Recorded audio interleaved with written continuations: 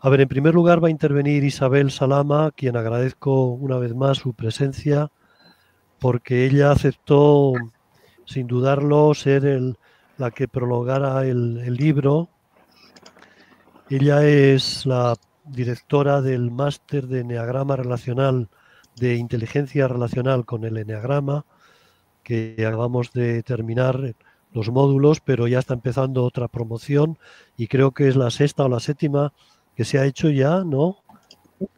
Esta la primera que se hizo online, pero presenciales, pues 6 o 7 habíamos hecho ya. Sí. Es un máster en el que participan varios profesores, diríamos a nivel internacional, de Colombia, de México, de Estados Unidos participaron, lógicamente de España. Bien, Isabel es también psicóloga clínica, lleva muchos años de experiencia trabajando como psicóloga clínica y bueno, gran amiga y gran impulsora del eneagrama, figura en el libro como una de mis maestras y así lo vamos a renovar y actualizar. Gracias, Isabel, por estar con nosotros. Un placer. Bien. Bueno, pues vamos a ver, lo primero, pues que es para mí un gran honor que me tengas cerca, que me aceptes cerca de ti. Tú eres una persona que, conociendo un poco el eneagrama, y eso es lo que nos ha unido, y sabiendo lo que hay en un 6, ¿no? Es decir, que es, cuya fijación es la ansiedad, pues la electricidad que desprende tu ser es calma. Y entonces es pues, muy interesante que uno esté trabajando en lo que predica. Y entonces la congruencia, algo de lo que hablas mucho en este libro, hace que de repente se pueda cerrar una octava, como también hablábamos antes en el preámbulo, ¿no? Porque realmente con ansiedad es bastante difícil concluir nada en un momento dado, ¿no? O sobre todo algo que sea un reflejo de ti. ¿Qué es lo que tú dejas en este mundo? Aquí está el instinto transmisor, ¿no? Que es el que deja uno un legado para la siguiente generación, deja uno una sabiduría, algo que tiene que ver con la experiencia, porque te ha funcionado. Entonces, a las personas a las que nos funciona algo, tenemos el derecho, pero también el deber de contarlo, porque hay mucha gente que necesita el saber cómo se hace. Y luego también ha habido otra cuestión en lo que te rodean tus circunstancias, Eduardo, y es el don de la oportunidad. Porque estamos en un momento de cambios de paradigma en la humanidad. Yo no sé si lo vamos notando poquito a poco, ¿no? Esto no es que yo haya mirado una bola de cristal y haya visto nada, sino que está cambiando nuestra manera de funcionar y es necesario que la humanidad, de algún modo, para que no nos sustituyan los robots y seamos una especie que no tenga una utilidad en este planeta, nos tenemos que poner las pilas. Los robots no se van a deprimir, no van a pillarse ataques de ansiedad, no tienen pasiones, ¿de acuerdo? Y son más efectivos, pueden trabajar 24/365 en un momento dado, no solamente con mente y comportamiento. Pero la creatividad, la espiritualidad, es decir, el hecho de que uno pueda reinventarse, el hecho de que uno pueda ofrecer mejores versiones y más actualizadas de uno mismo, que como decíamos este fin de semana pasado es tan auténtico como lo anterior, pues viene muy bien un libro así. Es decir, es un chute de calma, es un chute de recursos, ejercicios, visualizaciones, en las que además hay una tercera cuestión también de la que quería hablar, y es que tú eres psicólogo. Y yo también, y yo estudié psicología desde el año 78 hasta el 78, 79 hasta el 83, 84, y nos enseñaban muchísima estadística, muchísima psicometría, nos enseñaban muchísima modificación de conducta, psicofisiología, luego también fundamentos biológicos de la conducta, pero muy por encima, pero no nos hablaron de una sola emoción durante toda la carrera. Era un conductismo radical la corriente en la que yo me formé de psicología, y Y luego hice como una especie como de contra a esto, ¿no? Que nos pasó a muchos, ¿no? Cuando llegó pues toda la información, ¿no? De los 90, ¿no? En las que ya la psicología cognitivo-conductual ya justo empezó cuando yo terminé la carrera, es decir, que se tenía que también de alguna manera estudiar la mente, ¿no? Luego, esto, claro, los conductistas radicales de repente nos volamos un poco espiritualmente. A mí me ha encantado la parte en que describes líderes. Pues yo creo que los he conocido a todos y he sido alguno y tal, no precisamente grandes líderes, ¿no? En que de repente, pues con nuestro pensamiento mágico salimos del conductismo hacia una volada, que además tuvo también su sentido, esa volada que nos pegamos, porque había que salir del materialismo científico muy radical, frío, y además que, pero te diré que sin embargo, cuando luego he estudiado adiestramiento de animales y tal, sabes, prácticamente todo yo ya me lo sabía y tal, era yo la profesora y tal de los cursos de adiestramientos de animales porque eran precisamente todos los métodos de modificación de conducta que se estudian en la carrera de psicología, ¿no? Y entonces, como tú dices siempre, la tercera fuerza, ni tanto ni tan calvo.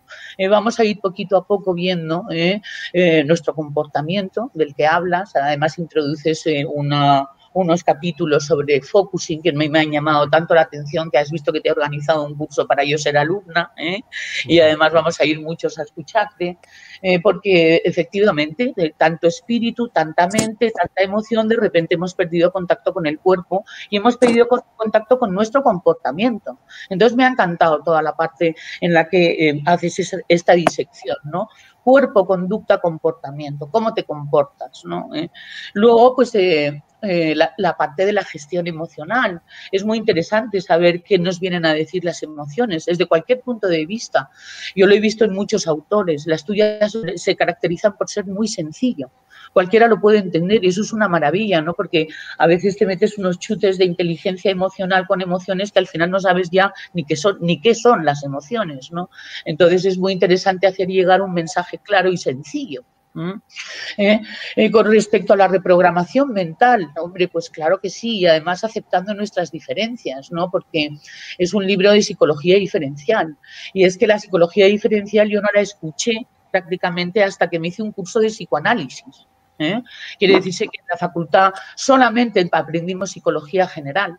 Y entonces, ¿qué es lo que ocurre? Que a mí me daba la impresión de que éramos bastante diferentes todos, ¿no? Alguna vez hemos podido tener esa impresión, ¿no?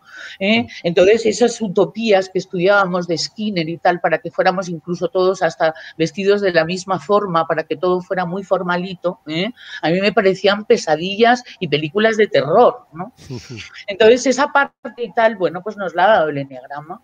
Entonces, yo creo que cuando entendemos la psicología diferencial es cuando pasamos al siguiente ser, que es el ser del que también hablas, que es el ser relacional, que es lo que nos ha hecho evolucionar como especie. El hecho de que pudiéramos dividir nuestros trabajos, de ahí la psicología diferencial. El hecho de que podamos trabajar en equipo, que tengamos algunos unos talentos y otros otros, que tengamos, por supuesto, también diferentes defectos, ¿de acuerdo? Ninguno ni peor ni mejor, pero sin asustar, que eso a mí también me gusta, has podido explicar lo que son las pasiones, ¿no? Y luego tu entrada del espíritu ha sido muy respetuosa. Porque es nada más que una invitación y una sugerencia. Y me ha parecido delicado, suave, respetuoso. Y bueno, pues a mí cuando me dicen que prologue un libro, ya alguna que otra vez me he dicho yo, a ver qué me va a pasar, ¿no? Pues no fue en absoluto algo en lo que yo tuviera que hacer ningún tipo de esfuerzo sobrehumano, ¿no? Seguida, pues empecé a entrar en lo que tú ya sabes que es mi tema, que es la inspiración. Y entonces fue cuando te dije lo de que esto ha sido una gran octava. Es decir, que seguro habrá tenido por lo menos dos semitonos, no solamente durante la elaboración del libro en sí mismo, sino durante la elaboración del libro en sí mismo a través de tu vida. Porque yo creo que aquí nos estás contando tu vida y tal, y todo termina en una barca apacible, en una laguna, ¿no? Y entonces, bueno, pues te felicito, Eduardo, muchísimas gracias. Te debemos una a todos por este esfuerzo tan brutal que has hecho y este regalo que nos dejas. Y bueno, pues ya sabes que bueno, vamos a seguir continuando remando juntos, ¿no? Alguien hablaba de remos el otro día, pues vamos con ello. Muchísimas gracias por contar conmigo siempre. Gracias, Isabel, de corazón. Es un placer escucharte y compartir contigo muchos planes, muchos proyectos, muchos deseos y muchas realizaciones. Bien, Javier, es tu turno. Os presento brevemente a Javier. Javier es psicólogo clínico también. Está invitado sobre todo por ser colega de la Gestalt, de la terapia Gestalt. Creo, Javier, que somos los dos únicos psicólogos gestálticos en Soria. Yo el veterano, Bueno, tú. ¿lo conoces a Emilio? Emilio Benedicto. Ah, también sí. Sí, Vale, sí. vale. Pues somos tres entonces. Eh, por otra parte, Javier es un hombre también solidario. Querría destacar ese aspecto. Ha trabajado con la rehabilitación de alcohólatras, de alcohólicos, y creo que lo sigue haciendo, colaborando mucho tiempo con Cruz Roja en España. Y tiene experiencia también de ser profesor de la universidad en el campus de Soria. Ha sido unos años, que yo sepa, profesor de la universidad. El otro día contaba y estuve 20 años. 20 años. Bueno, pues tienes tu experiencia también acumulada. Entonces, Javier, muchas gracias por participar y nada, cuéntanos lo que tú quieras con absoluta libertad. Gracias. Lo primero, dar las gracias, Eduardo, porque cuentes conmigo y ahora que os veo me encanta estar con vosotros, oír vuestras opiniones. Siento no haber podido oír la opinión entera de la persona que me ha antecedido, pero algunas de las cosas que tenía pensado decir coincidían con lo que he podido oír. Me gusta el libro, me hacía mucha gracia. Estaba yo pensando claro, yo sigo dando clase en la UNED, ¿no? La universidad ya la Universidad de Valladolid ya la he dejado, pero estoy dando clase en la UNED y yo estaba pensando, los que estudian psicología allí y leyeran y tengan la suerte de poder leer este libro, no tienen nada que ver con lo que ellos estudian. Es una cosa muy triste. Me parece súper triste y me parece que muchas de las cosas que se estudian en la universidad son bastante inútiles. Bueno, digamos que el conocimiento nunca es inútil, pero no les van a servir en su carrera profesional. Sin embargo, muchas de las cosas que aquí se leen, sí. La primera gran idea que veo en este libro, en esta guía, es que habla de dimensiones. Y yo cuando pienso en intervención también tengo, no les llamo yo dimensiones en mi forma de esquematizar el conocimiento, pero sí tengo la idea de que hay que intervenir a varios niveles. Entonces me encanta que esté dividido en una parte mental, una parte emocional, una parte corporal, una parte relacional, fantástica. Los que somos gestálticos, digamos que es la parte que nos encanta, y una parte espiritual. Y parece ser que la intervención solo se basa en la parte química que afectaría al cuerpo. E incluso dentro de los psicólogos, el otro día oía una compañera que decía que un trastorno mental es un problema de que hay algún defecto en alguna parte orgánica del cerebro, algún neurotransmisor. Y yo digo, qué triste que una psicóloga diga esto. Qué forma de ver la realidad tan pobre y tan parcial. Yo me estaba diciendo, digo, fíjate, psicóloga, y cuando dices, hay que ayudar a una persona, y dice, pues habrá que llevarla al psiquiatra que le dé medicación. Parece que no existe otra cosa y es bastante triste, ¿no? Esta idea. Pero claro, cuando ves las personas que salen de la universidad, primero, no tienen mucha idea de qué es eso de hacer terapia. Ni yo mismo me acuerdo cuando terminé los estudios de la UNED, no tenía ni idea si lo que es la terapia podía funcionar, porque la verdad es que las herramientas que me habían dado ahí eran pobres. Yo me sentía como una especie de fraude. Y hasta que no me formé en varios tipos de terapia, en sistémica, en Gestalt, no tuve como la idea de que se podía hacer algo dentro de la terapia y que la terapia era algo real y que funcionaba. No existe dentro de la carrera de psicología nada que hable de terapia.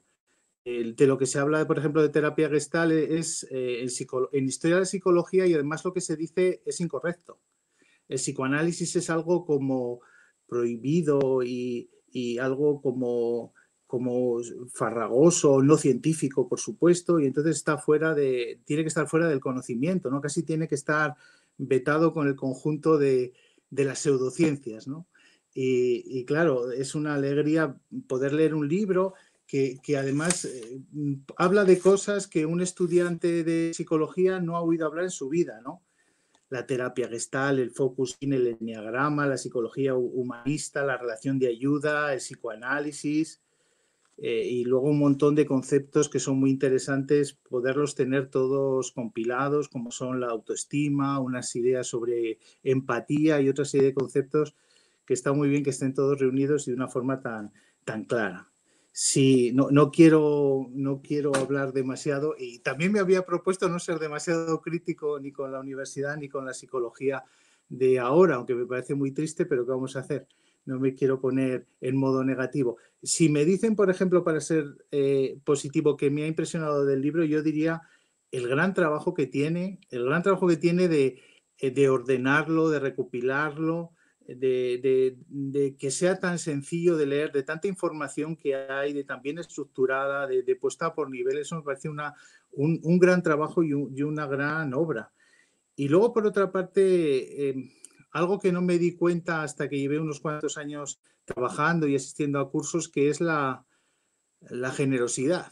Es decir, que he conocido gente que dice dos cosas y las siguientes se las guarda para otro curso o para otro libro, o es como que dices, bueno, con esto ya cobro esta cantidad y ya para la siguiente ya tengo otra cosa que hacer. Es como que no te guardas nada, o sea, lo dices todo, no dices lo que sabes, con un poco con afán de que pueda servir, de que sea útil, no escatimas, no. Me acuerdo una compañera también nuestra que está, Guadalupe Amezcua, que es la primera vez que me hizo darme cuenta de eso, ¿no? Una persona también súper generosa que daba todo lo que sabía y que enseñaba un montón de cosas, todos sus recursos, toda su experiencia de años, y entonces en ese sentido pues me parece muy, muy valioso y muy de agradecer que se haya hecho. Yo me encantaría que los estudiantes de psicología y los psicólogos leyeran esto, porque yo creo que sería como leer algo como de extraterrestre, porque en la vida, en la carrera, qué pena que no se hable de todas estas cosas. Y entonces, pues que puedan que abran un poco su mente, que tengan otras orientaciones. No tienen por qué ser todos gestálticos, pero que sean sistémicos, que sean psicoanalistas, que haya como más formas de ver la vida, ¿no? Que de una forma tan pobre y tan parcial como nos lo enseña nuestra querida universidad.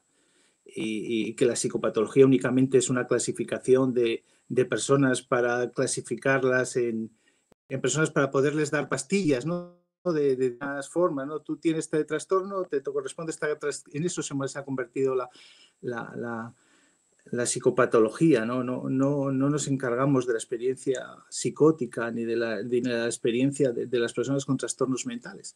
Pero bueno, ¿qué vamos a hacer? Entonces, pues yo encantado de poder leer este libro, de que estas cosas se hagan y de que haya gente que afortunadamente piense de otra manera, aunque no sea como yo, pero por lo menos que no haya esa especie de forma monolítica de decir esto es lo científico y lo que tenéis que pensar todos, aunque la utilidad sea bastante pobre. Pues muchas gracias y encantado de estar con vosotros y encantado de que me hayáis permitido estar en vuestra compañía y compartir mis pensamientos. Gracias, Javier. Muy amable tus palabras, y se ve que hay mucha sabiduría detrás también, y mucho máster y mucha experiencia. Evidentemente, y comparto contigo esa crítica que te ha salido a la universidad, a la formación de los actuales y futuros psicólogos, que es un poco pena, sí, que todo el humanismo, no sé, se va y apenas está presente los grandes autores humanistas. Gracias, Javier. Le toca el turno a Susana Gómez Redondo, porque hay muchas Susanas en el campus y Gómez incluidas. Es profesora de didáctica, si no me equivoco. Susana, ¿me corriges? En el campus de pedagogía. Pedagogía. Vale. Como os he dicho antes, es escritora, tiene varios libros publicados, sobre todo literatura infantil, y yo diría que es un alma sensible y un alma también solidaria y con una voz, por otra parte, que es requerida para recitales poéticos, para recitales musicales, como el nuestro. Ha participado varias veces con nuestra ONG Tierras Sin Males en esa velada poético-musical de Pedro Casaldáliga, como sabéis, uno de mis maestros, luego saldrá. Bueno, gracias Susana por participar, un placer, y dinos lo que te apetezca. Nada, gracias a ti por las palabras y, bueno, gracias a todos y a todas por estar ahí. A veces veo siglas, entonces, porque no se me va, y es un poco lo que os comentaba antes, es como ese juego de las cartas de adivina quién está debajo, pero bueno, os siento en la tecnología. Veo a la otra Susana Gómez a veces, que está por ahí, la otra Susana Gómez del campus. Y bueno, pues nada, mil gracias, porque es un gusto estar esta tarde aquí. Le decía antes a Eduardo, que hemos hablado por teléfono, que bueno, de las cosas buenas que ha tenido la pandemia, creo que es este libro, ¿no? Porque bueno, él me comentaba que lo había escrito durante el confinamiento y en un tiempo récord, que claro, es un poco lo que comentaba antes Isabel, creo que es producto de una vida. A mí me parecía que era como una fruta madura que cayó un poco por su peso, que no hay que madurar más ni hacer, porque claro, todo eso estaba ahí, ¿no? Y me decía que había sido un tiempo récord, que me parecía envidiable, ¿no? Como escribir tantas cosas tan bien y compendiarlo todo en tan poquito tiempo, ¿no? Lo he disfrutado mucho y me lo he paseado por el cuerpo, en una expresión que me ha gustado mucho, que me parece muy gráfica, porque a veces, pues bueno, un día leía a alguien que decía que los profes de universidad son cabezas separadas del cuerpo, ¿no? Y creo que hay que tener muy presente ese cuerpo, esa alfabetización corporal que tú defiendes, ¿no, Eduardo? Y bueno, me parecía una expresión muy gráfica. Me parecía que es un libro, pues antes Javier aludía a las dimensiones, es un libro muy multidimensional y es algo de agradecer. No solo como compendio de lo que es Eduardo, sino como, bueno, con esa vocación holística, ¿no? Que yo creo que por lo que lo conozco él representa. O sea, hay una profunda, es muy ético, porque yo creo que el libro es lo que tú eres, ¿no? Hay una profunda coherencia vital con lo que yo conozco de ti y con lo que has escrito, ¿no? Cosa que me parece a veces muy complicado, ¿no? Porque una cosa es teorizar y otra cosa llevarlo a la práctica, ¿no? Entonces, bueno, lo he vivido como una conversación muy bonita con el otro, con los otros, con lo otro, con lo que nos rodea, ¿no? Un poco, y ahí veía un poco ese punto de la educación, porque educar no es sino eso, compartir, conversar, ser generoso, ser amoroso, o al menos yo así lo entiendo, y aprender y aprehender con H también, ¿no? Al otro, a los otros, a lo otro, a lo que nos rodea, ¿no? Y así, bueno, pues en el libro me he reencontrado, además de conmigo, de cosas que a veces parece que las sabes, pero se te olvidan, y entonces creo que las sabes también, ¿no? Y me he reencontrado mucho contigo también, Eduardo, y con Pedro Casaldáliga, claro. Yo quería hacer este homenaje porque es algo que tú me descubriste en profundidad, sus palabras, sus poemas, su lucha, su vida, y te agradezco profundamente, ¿no? Ese amor profundo por la vida, por nosotros, por la lucha, por el mundo, ¿no? Hemos viajado juntos, lo que comentabas antes, con esa suerte de espacio vital y lírico que es Pedro Casaldáliga, y en los viajes de vuelta, algunos hemos compartido con Charo, que la veo por ahí, que es su cómplice. En los viajes de vuelta hemos hablado de algunas de las cosas que se leen en este libro, ¿no? Y siempre me venía a casa con una profunda calma, ¿no? Me daba mucha paz, que es lo que me ha transmitido el libro también, ¿no? Esa profunda calma. Y además esa profunda calma en un aspecto, a mí a veces la calma en lo sociopolítico me cuesta, porque, bueno, a veces es fácil indignarse, ¿no? Pero bueno, en ti es indisoluble esa triada y esa manera de entender lo sociopolítico también desde esa dimensión calmada, ¿no? Que me parece complejo a veces de asumir la realidad que tenemos desde esa perspectiva. Y le decía antes a Eduardo que es muy didáctico, es muy pedagógico en forma, en fondo, a veces es teórico, pero es muy sencillo, pero siempre lo apuntala con una práctica. lo apuntala con un ejemplo, ¿no? Con la alegoría, que siempre es más significativo, ¿no? El aprendizaje con los ejemplos tiene un lenguaje muy sencillo, muy cercano, pero a la vez está hablando de cosas muy profundas, ¿no? Está un poco descubriendo o haciéndonos descubrir cosas que supuestamente llevamos dentro y las está explicitando, ¿no? Lo que llevamos implícito un poco. Y yo creo que eso tiene mucho que ver con la educación, con la pedagogía del cuidado, con el cuidado propio, con el cuidado del otro, con el cuidado del mundo que dejamos, ¿no? Con conectar con esa dimensión del acogimiento, de la educación entendida como algo que sirve para acoger, para dar hospitalidad a los que vienen, ¿no? Y para, bueno, un poco en la línea de gente como Hannah Arendt o así, ¿no? Eso de dejarles un mundo mejor o tratar de dejarles un mundo mejor y de acogerles, ¿no? Y hay una frase que me parecía bonita, que la he apuntado por aquí, que dice: Eduardo, eso es educar, sacar de dentro lo mejor para que sea luz en sus vidas, ¿no? Que es un poco, bueno, pues me imagino que tratar de hacer que los otros brillen con su luz, no con la de otros, sino en su máximo esplendor, de contribuir un poquito, ¿no? En la medida de nuestras posibilidades. Y hablaba un poco de autorresponsabilidad también, que creo que eso es también muy, muy, muy educativo, desde un aspecto tampoco independiente y en el mejor sentido de la palabra. Dependemos de los otros y de lo otro, ¿no? Somos seres, bueno, pues que necesitamos de los otros, somos seres relacionales para ser, ¿no? No diluirnos como las estatuas de sal en los océanos, pero ser con los otros, ¿no? Y, bueno, pues ser eso, brillar en toda nuestra luz, esas minúsculas partículas de esa dignidad tan chiquitita pero tan inmensa que es el ser humano en lo micro y en lo macro, ¿no? Solo me queda la palabra, que es gracias, ¿no? Agradecerte y bueno,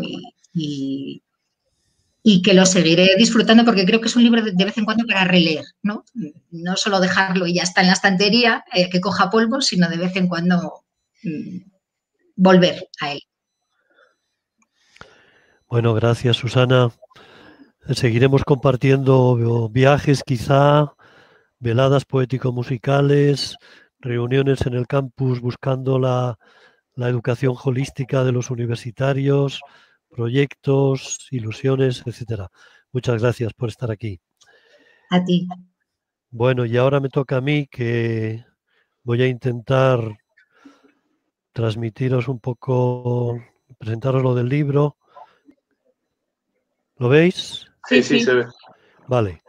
La foto es de un indígena en Ecuador, de un amigo, Joan Guerrero, que, bueno, que compartimos. Ahí tenéis la portada y contraportada. ¿De dónde nace el libro? Lo habéis dicho los que habéis hablado, Isabel. Nace de mi vida, nace de mí, pero dentro de mí, pues eso, de ese deseo de que todas las personas lleguemos a nuestra plenitud. Sí, yo creo que es algo que he sentido desde siempre, ¿no? Me acuerdo desde mis años jóvenes, pues buscábamos, no la llamábamos formación holística, pero era esa. Eso, que nuestro desarrollo personal fuera total, íntegro, holístico. Esa es un poco la idea, ¿no? No de una manera egoísta, pensando solo en individual o familiar.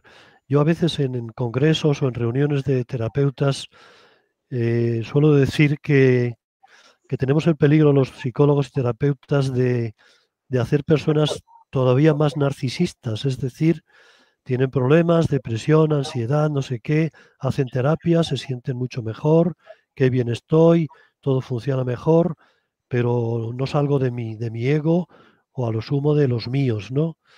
Y entiendo que el desarrollo personal tiene que ser eso, individual y también familiar. Es un poco, por eso esa parte de solidaridad, como habéis visto en la portada del libro, hay 3 palabras que a mi juicio recogen en el espíritu del libro: consciencia, solidaridad y espiritualidad. Entonces eso, no de una manera egoísta ese desarrollo, sino con una proyección social pensando y deseando esa vida plena para todos los seres humanos, incluidos los más vulnerables, los descartados. Javier nos hablaba antes de los alcohólicos, los dependientes de sustancias, ¿no? Bueno, esta sociedad es muy, iba a decir, clasista, ¿no? Y quizá racista. Nos olvidamos de los últimos, de los más vulnerables, los descartados. Yo estoy bien, que mi familia esté bien. Bien. Deseo que en el fondo todos anhelamos. De ahí nace ese libro que forma un poco parte de mi vida, sí. Es un deseo que reivindico aquí un poco el sabio de Nazaret, Jesús de Nazaret, que lo tenemos un poco como ya muy encasillado por la religión y tal, pero hay una frase que a mí me llama mucha atención, que todos tengan vida y vida en plenitud. Me llama la atención, creo que es ese deseo universal que yo creo que en el fondo todos tenemos, ¿no? Orígenes, que fue un santo padre del siglo III, traducía esa frase de Juan, del Evangelio de Juan, diciendo que los pobres tengan vida y vida en plenitud. Es decir, claro, porque si nos damos cuenta es lo que decíamos antes, pues que tengan vida plena los ricos, los que tienen bienes, los que tienen recursos, pues más o menos lo tienen fácil, pero los que conocemos otros países, como ha dicho Javier, Raúl, hemos trabajado en, bueno, y aquí entre nosotros, pues estos lo tienen más difícil, esa vida plena. Muchas veces bastante tienen con subsistir, con cubriendo las necesidades. Bien, estábamos diciendo de dónde nace el libro. Os he dicho esto. Desde mi experiencia personal, desde muchos cursos dados en España, Brasil, Bolivia, Portugal, bueno, pues cursos de autoestima, de relaciones humanas, de enneagrama, de focusing, todo eso está de alguna manera recogido ahí.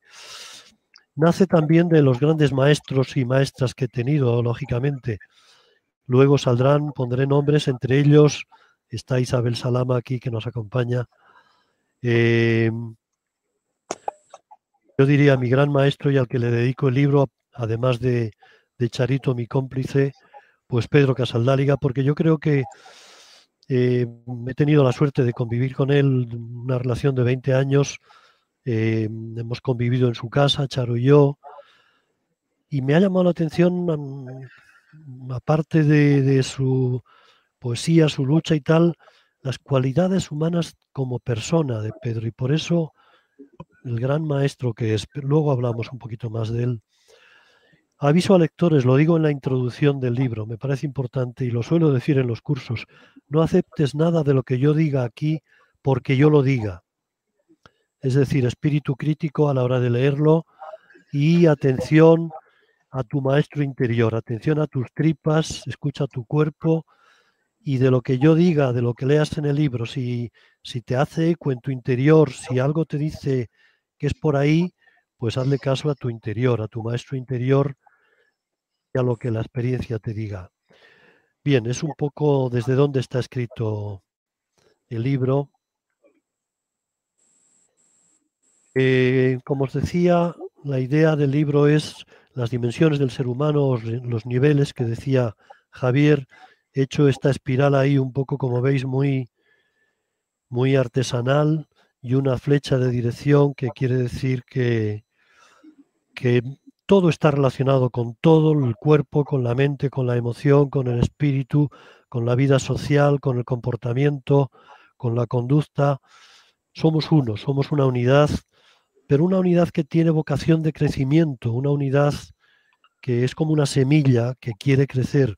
Plantamos una semilla debajo de la tierra de un árbol y crece hasta hacerse un árbol completo, ¿no? Por eso digo, los capítulos del libro están ahí, la meta ya está en el camino. La meta, como digo, es ese deseo universal que vamos a ver, que está en todos los seres humanos. Yo creo que tiene 1000 nombres, ahora lo vamos a ver. Y después voy desarrollando las dimensiones de la dimensión mental, una conciencia que siente. No es una mente cognitiva fría, sino una mente sinciente. Hay un filósofo, Ellacuría, que fue rector de la Universidad de El Salvador, es uno de los jesuitas que mataron en El Salvador. Él habla de esa mente consciente, una mente que siente, y un corazón también que conoce y que actúa, es decir, el separar es pedagógico, por eso he querido que este añadido de cada uno de los apartados pues le dé un matiz, ¿no? Una mente que siente, un corazón que conoce, conocer con el corazón, qué bonito, y un corazón que actúa, que toma decisiones, actuar desde el corazón, que conoce y que siente. Estamos buscando lo holístico, la integración, y todo ello en un cuerpo que es sabio. Hablaba antes del maestro interior, que es sabio y amoroso y que está en relación, somos en relación, tenemos una dimensión sociopolítica, somos uno, me gusta repetir a mí, las brasileiras ya me lo han oído muchas veces, y finalmente con esa dimensión de espiritual, que no es religiosa, es un autor, Raymond Paniker, que murió en el año 2010, era hijo de madre catalana y padre indio, es un gran autor, os recomiendo sus libros. Uno de sus libros es La experiencia mística. Él dice que la mística es una experiencia vital transformadora. Bueno, pues una espiritualidad transformadora. La meta ya en el camino, es el primer capítulo. He puesto aquí una foto. ¿Estáis viendo la pantalla completa? ¿Sí? Sí, se ve bien. Perfecto, gracias. He puesto la meta en el camino en el sentido que... Y he puesto tres, en la introducción del libro pongo tres símbolos que reflejan un poco lo que quiere ser el libro, ¿no? El símbolo del camino, la vida es un camino, y el libro trata de ser una guía para el camino. El Camino de Santiago tiene, desde Roncesvalles a Santiago, tiene 20 y tantas etapas.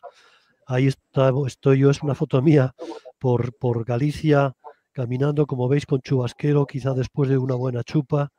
Pero bueno, la vida es un camino, y el Camino de Santiago. Pero la meta que es en el Camino de Santiago llegar a esta plaza, la Plaza del Obradoiro de Santiago, a la Catedral de Santiago y a dar el abrazo al apóstol, pues esa meta, ese deseo de unidad, de plenitud, de realización, es lo que quiero decir en este capítulo, que está a lo largo del camino, desde el primer capítulo y a lo largo de nuestra vida está ahí, más o menos consciente, pero está, y es lo que nos impulsa al camino, evidentemente.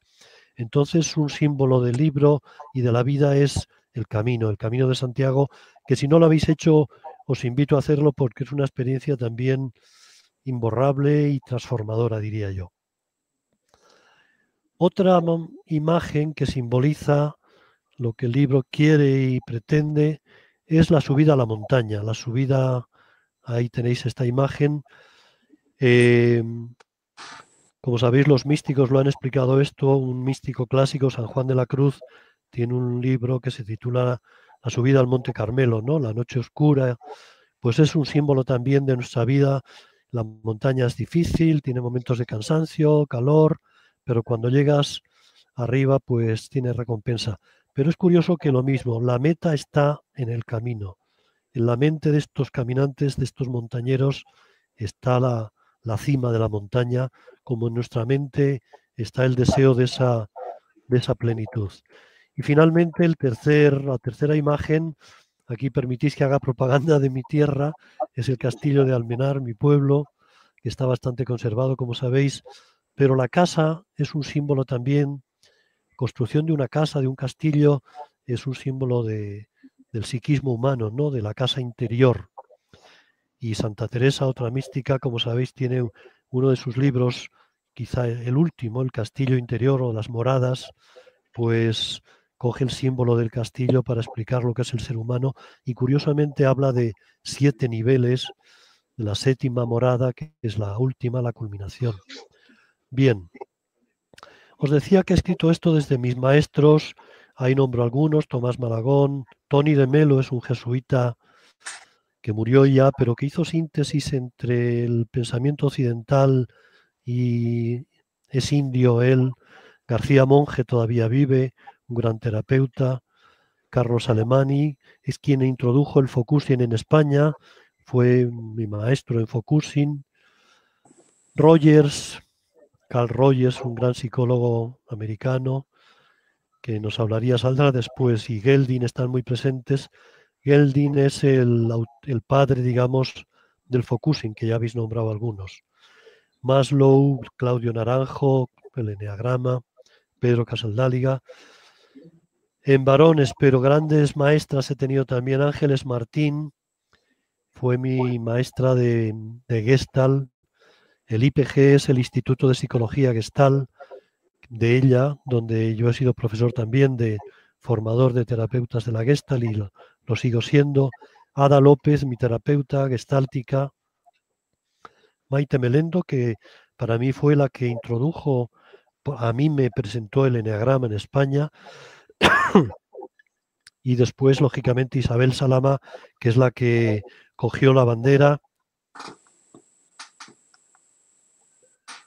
Isabel tiene el honor y la responsabilidad de ser la gran impulsora y difusora del eneagrama, yo diría en España sobre todo, pero en España, Portugal, porque Isabel ha sido presidenta ha sido presidenta de la Asociación Española del Eneagrama y ha estado en la Junta de la Asociación Internacional de Eneagrama muchos años. Bien, os decía que la meta en el camino, 1000 nombres. Este autor es un psiquiatra alemán. Sepámoslo o no, lo que más anhelamos es llegar a ser uno con el universo, uno con Dios. Ese anhelo de la unidad. Que ese anhelo de la unidad yo le he llamado con 1000 nombres, pero en el fondo un gran deseo. ¿Quién no busca la felicidad? Todos los seres humanos la buscamos. Y aquí salen los diversos nombres. El amor, quizá el amor con mayúsculas. ¿Quién no busca el amor? Y estamos hechos del amor. Suelo decir que somos hijos del amor y de la vida y buscamos el amor y la vida que nos realiza el bienestar. Lo juego con las palabras bienestar y bien ser. No podemos bienestar si no tenemos bien ser. El bien ser es como más profundo en ese iceberg que explica, que Isabel nos recordaba estos días, la satisfacción de nuestras necesidades, que hablan Maslow, paz interior, distintos nombres de ese gran deseo de estar bien, de plenitud, de totalidad. La verdad, la sabiduría, la justicia, la bondad, la vida en plenitud, la paz social, la utopía. Desde el budismo, el nirvana, la iluminación, entre los cristianos se llama el reino de Dios. Yo creo que todo esto es lo mismo, que es una semilla sembrada en el corazón humano, eso dicen los místicos, y que está queriendo desarrollarse, pero está esperando, como dice el maestro Edgar, un místico del siglo XIII, está esperando un labrador sabio que la cultive. Bueno, y desde ahí empezamos ya las 5 dimensiones, la dimensión mental. Ahí hablamos del autoconocimiento, conciencia. Es fundamental conocerse. Si no nos conocemos, yo cuando doy los cursos del eneagrama suelo empezar diciendo eso, que es muy triste que haya personas a lo largo de la vida, y los que conocéis el eneagrama, que mueren sin conocerse, sin conocer su personalidad, su tipo de personalidad. Qué triste. Bueno, pues es una base que hay que conocer. Conocer nuestras necesidades profundas, nuestro tipo de personalidad. No solamente conocernos, y bien, ya sé qué tipo soy, sino comprender de dónde viene todo eso, qué raíces tiene nuestra infancia. Y ahí el eneagrama es un gran aliado, nuestras heridas, nuestras necesidades, nuestras estrategias para sobrevivir.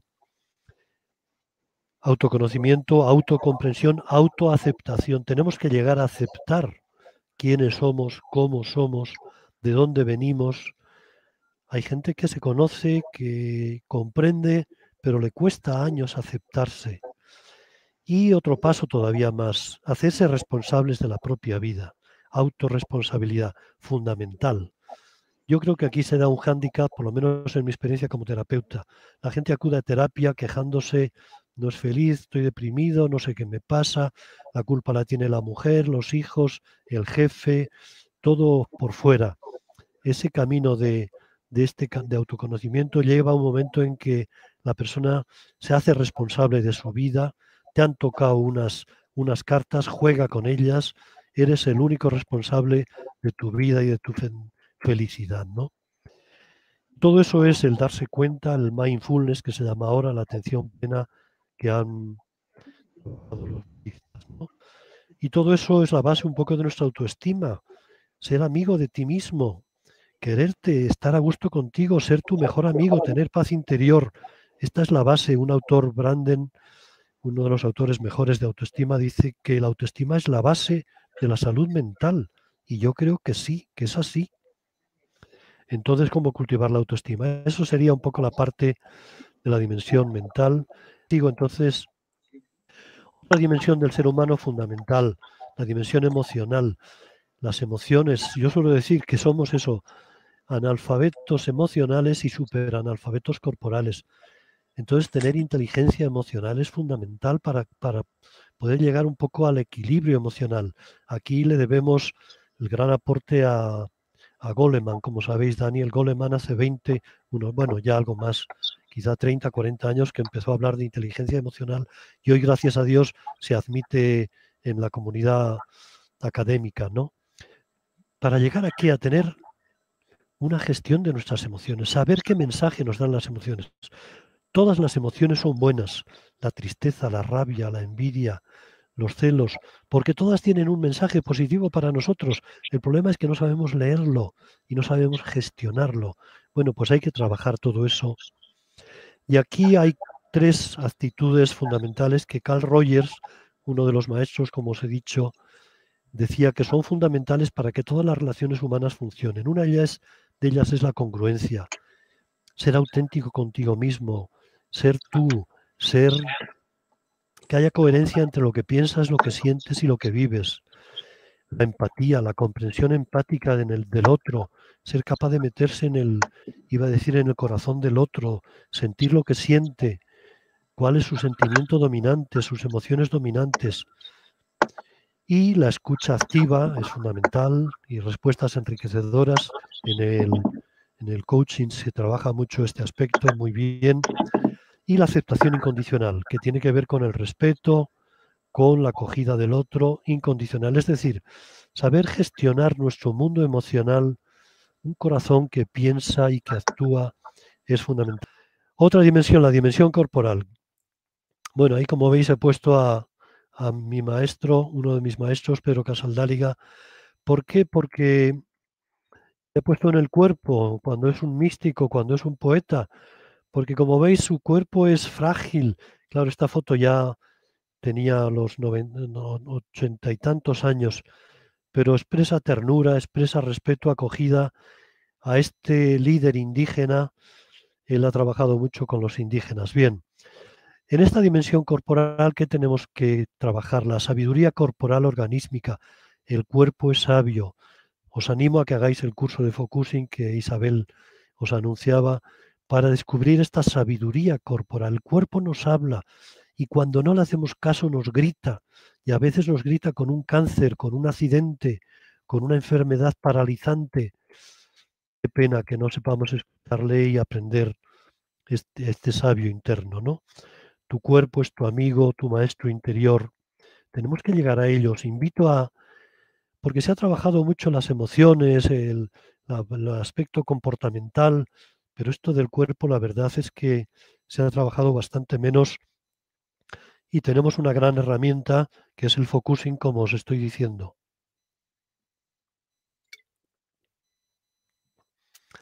Bien, pues todo esto son capítulos.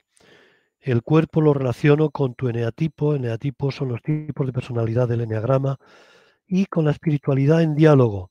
Es decir, cómo podemos tener un diálogo entre mi parte psíquica, mi cuerpo y mi espiritualidad y mi solidaridad. Algo que, como digo, el Pedro Casaldáliga, que lo tenéis ahí, pues lo ha ejemplarizado sin saber. A mí me ha llamado la atención de este hombre que sin saber nada de psicología, sin saber nada de todo esto que estamos diciendo, él lo ha vivido y es un ejemplo, él es un paradigma de todo esto. Además de ser un gran luchador, un gran poeta, un gran místico. Algún día os haré partícipes de eso. He hecho un artículo sobre las cualidades humanas, el perfil humano de Pedro Casaldáliga, que tiene todo esto. Bien, y finalmente, tu cuerpo, tu vida animada por el espíritu. La dimensión corporal y la dimensión relacional. Somos uno. Yo os he puesto estas imágenes. Alguien ha dicho que somos polvo de las estrellas. El universo, ¿cuántas galaxias hay? Me parece que hoy salía la noticia que habían descubierto otra galaxia. ¿Y cuántos seres humanos, cuántas culturas somos? Bueno, ¿cómo nos relacionamos con los seres humanos que tenemos cerca, con la pareja, con los padres, con los amigos? Pues una actitud fundamental, la asertividad, que es un remedio a dos actitudes equivocadas en las relaciones, que es la sumisión y la agresividad, la dependencia. Este capítulo me parece importante, la agresividad, la asertividad, saber ser asertivos con habilidades asertivas, con habilidades sociales. En esta dimensión relacional, la formación en valores, yo creo que estamos viviendo una etapa en esta sociedad muy carente de valores. Los años 60, 70 del siglo pasado, pues eran las iglesias, las religiones las que formaban en valores.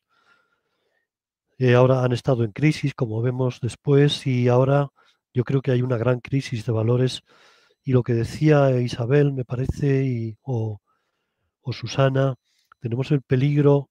El otro día leía un artículo, el poshumanismo, el peligro de ir hacia una sociedad robotizada, donde se sustituyan, pues eso, a las personas por un robot en casa que te hace la comida, que te plancha, bueno, formación en valores. Perdonar que me voy. Me parece fundamental este capítulo. Me parece importante que tengamos un análisis crítico de la realidad. ¿Cómo es esta sociedad? ¿Cómo funciona en lo económico, en lo político?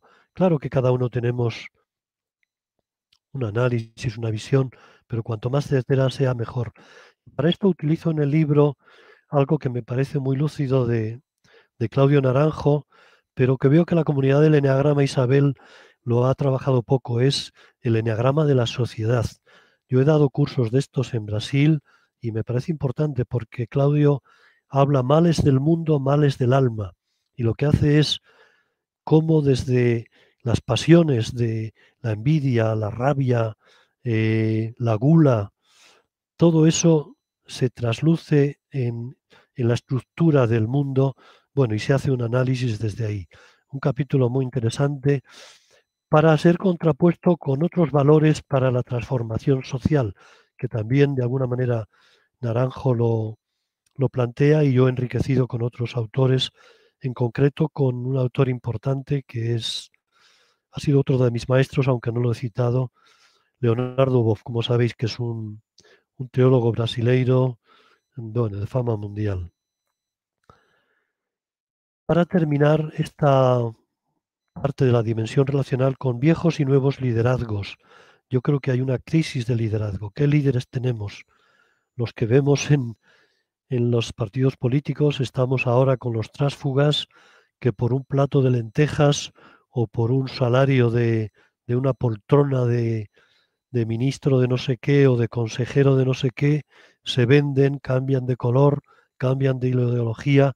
Yo creo que tenemos que ser capaces de generar nuevos liderazgos, que ahí yo lo planteo desde una coherencia precisamente entre una integración de lo personal, lo social y lo espiritual. Si os dais cuenta, hemos tenido líderes en Norteamérica, tenemos líderes en Brasil que pueden ser muy sociales, incluso presumen de espiritualidad, porque invocan a Dios, pero les falta la dimensión personal. A veces son psicópatas.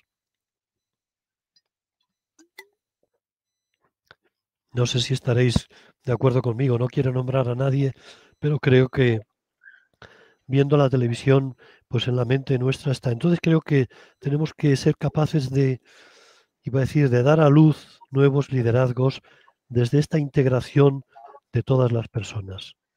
Finalmente, la dimensión espiritual, una experiencia transformadora. Aquí me parece importante distinguir religión de espiritualidad. Y en este primer capítulo de esta dimensión me planteo esto. ¿Están en crisis la espiritualidad y las religiones? Yo diría, las religiones están en crisis todas, no solamente la católica, la budista, las religiones en cuanto a ritos, jerarquías, credos, dogmas, etcétera, etcétera, están en crisis y tienen que reconocerlo. Sin embargo, me parece que por contraposición la espiritualidad está en auge, porque el ser humano, vamos a ver ahora, tiene una dimensión espiritualidad y necesitamos una dimensión. Esa semilla que tenemos dentro necesita expandirse, como decía Susana, en el otro, en los otros. ¿Me estáis escuchando? ¿Va bien la cosa? Sí. Vale, ya termino enseguida, no os doy más la lata. En esta dimensión espiritual hablamos de las actitudes ante esa dimensión espiritual. Podemos negarla, podemos decir que no existe, pero Einstein y los grandes científicos hoy, cuando llegan al final de sus investigaciones físico-químicas, pues se encuentran con el misterio. Y Einstein dice que la experiencia más sublime del ser humano es la dimensión espiritual, por ejemplo. Ken Wilber, un autor muy interesante que habla de los 3 ojos del conocimiento. El ojo de los sentidos nos permite ver, tocar, sentir. El ojo de la razón nos permite razonar, conocer las ideas, pero tenemos el ojo del espíritu que nos permite tener esa experiencia transformadora. La espiritualidad es una dimensión del ser humano. Yo creo que esto tiene distintos nombres: inteligencia espiritual, dimensión espiritual, en dimensión transpersonal, inteligencia transpersonal, inteligencia existencial, pero bueno, lo de los nombres es lo mismo, sabemos de lo que hablamos. El ser humano tiene una dimensión que también hay que cultivar.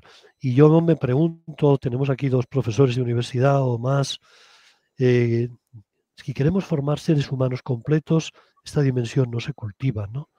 Y malamente la cultivan las religiones, mejor que iba a decir que no lo hicieran, ¿no?